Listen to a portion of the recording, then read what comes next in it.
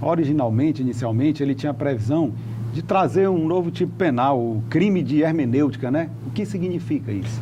O crime de hermenêutica que estava previsto no projeto inicial da criação da lei do abuso de autoridade, ele previa a punição do controlador, dos gestores ou do servidor público, juiz, promotor, procurador de justiça, etc., por divergência de interpretação de jurisprudência. Por exemplo, um juiz se condenasse alguém em primeira instância sob uma fundamentação e posteriormente esse crime fosse absolvido ou o entendimento do tribunal fosse diferente, ele em tese poderia ser punido por abuso de autoridade, ou seja, por ter condenado injustamente alguém. Então, na verdade, a gente viu um clamor muito forte do Ministério Público, da magistratura, dos órgãos de controle de um modo geral, dentro do Congresso, mobilizando a sociedade também para que fosse retirado esse tipo penal do projeto de abuso de autoridade. E o que a gente vê, na verdade, é importante a gente traçar esse paralelo.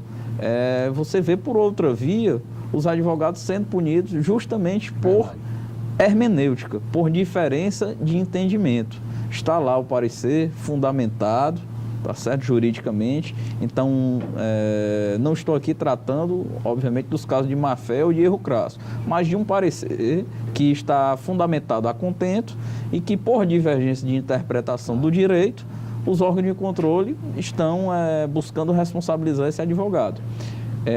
Por via reversa, a mesma coisa pela qual a gente lutou no Congresso Nacional para retirar o crime de hermenêutica do projeto de abuso de autoridade. Agora a advocacia está sendo punido na mesma moeda.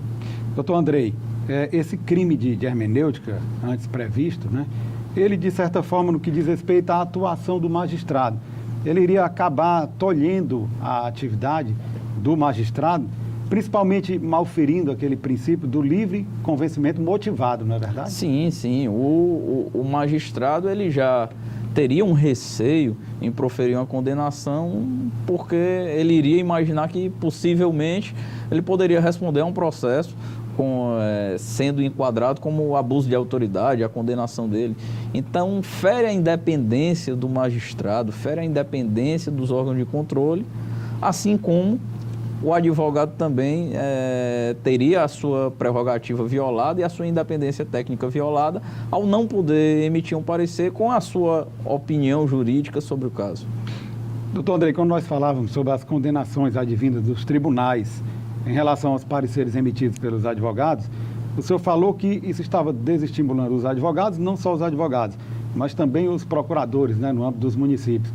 Então, os tribunais, ou melhor dizendo, os órgãos de controle, eles têm tratado da mesma forma tanto os advogados quanto a pessoa física dos procuradores. Sim, sim. Na verdade, Evelt, há um verdadeiro temor nas procuradorias, enfim, em todos aqueles que exercem a função jurídica no setor público,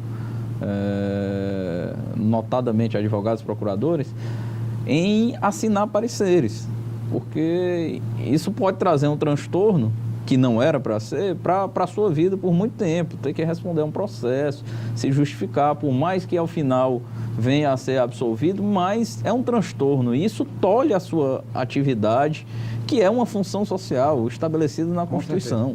Doutor Andrei, o senhor na condição de conselheiro da OAB Seccional Ceará, como a OAB, como a entidade, tem acompanhado essa problemática, ela tem buscado os órgãos de controle, tem buscado sensibilizar sobre a importância de que realmente não seja tratado dessa forma, de que não sejam condenados advogados por terem emitido parecer?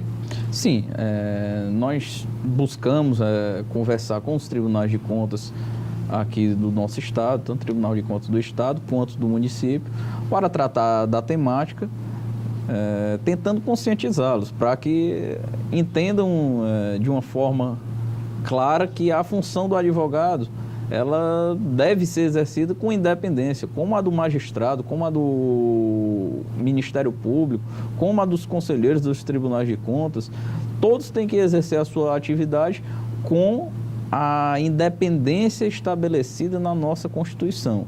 Nós temos sempre que ter em mente isso. A Constituição estabeleceu que a função da advocacia ela é uma função relevante para a sociedade e que ele é indispensável para a administração de todo o sistema de justiça, não só do judiciário, mas o sistema de justiça como um todo, incluindo os órgãos de controle, incluindo toda a sua atuação. Você pensar de forma diferente é desproteger a própria sociedade, uma vez que o advogado, em sendo pressionado, em podendo sofrer pressões e ter que cedê-la, pode gerar um prejuízo para a própria sociedade. Verdade. Ela está, inclusive, reconhecida na Constituição Federal como função essencial à justiça. Exatamente. Doutor Andrei, infelizmente o tempo voou, nós estamos chegando ao final da nossa entrevista. O programa Mundo Jurídico agradece a sua presença e todas as informações aqui prestadas e abre agora espaço para as suas considerações finais. Eu agradeço mais uma vez, Hervélt, a oportunidade de estar aqui debatendo temas importantes como este e me coloco à disposição de todos os advogados, de toda a sociedade, na Ordem dos Advogados do Brasil, secção do Ceará, para bem dispor sobre o tema e assessorá-los no que for possível, desde que tenham conhecimento de algum desses fatos, e iremos trabalhar diuturnamente para que as prerrogativas do advogado sejam respeitadas e para que a sociedade tenha o melhor serviço prestado pela advocacia. Obrigado. Ivelise Maia. A Secretaria Especial de Políticas sobre Drogas retomou na semana passada as atividades do projeto Corre para a Vida. O projeto envolve a abordagem e o acolhimento de pessoas em situação de rua ou em outros contextos de vulnerabilidade social, sobretudo aquelas que fazem uso de drogas. As atividades da equipe do Corre para a Vida estão sendo desenvolvidas em locais de uso de drogas e de acesso por parte da população de rua. A ideia é disseminar a informação sobre o retorno no projeto aos beneficiários da etapa anterior, bem como buscar novos beneficiários com ênfase na redução de danos, cuidados com a saúde e também garantia dos direitos. E vamos conferir agora as dicas dos principais concursos jurídicos com inscrições abertas em todo o Brasil na nossa agenda. Tribunal Superior do Trabalho do Espírito Santo, inscrições até 2 de agosto. E a gente fica por aqui. Acesse a página do programa no Facebook ou envie suas sugestões para o e-mail programamundojurídico@gmail.com. Assista todos os programas no nosso canal no YouTube. Obrigada pela companhia e até a próxima semana.